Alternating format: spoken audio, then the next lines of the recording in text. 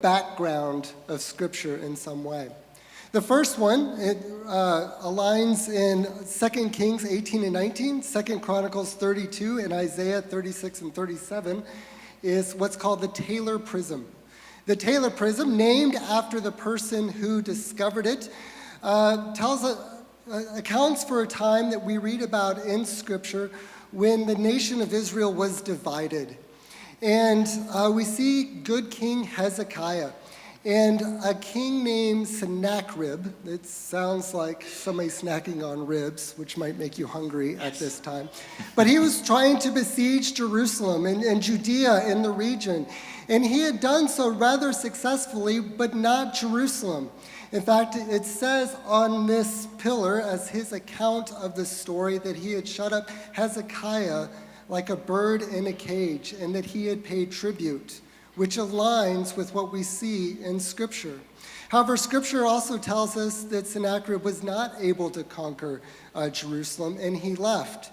Interestingly, as Sennacherib explains everything that he conquered, he could not say that he conquered Jerusalem, this artifact aligning with our account in Scripture.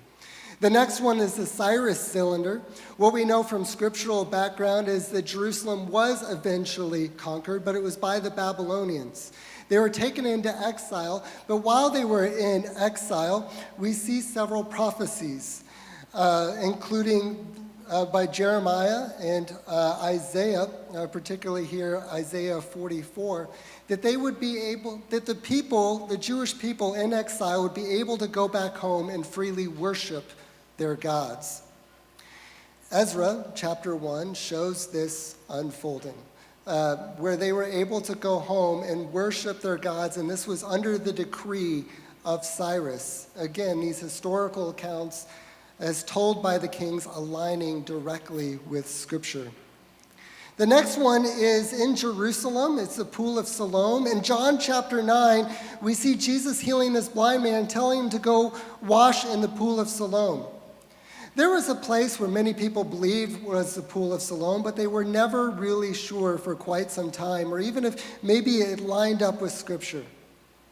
Through working on a waterway, some constructionists began to uncover this, and they came down on an ancient pool, dating to the 1st century in one area, that Jesus, in the time of Jesus, and also pottery pointing to that of before, in the location, in the place that matches John chapter 9.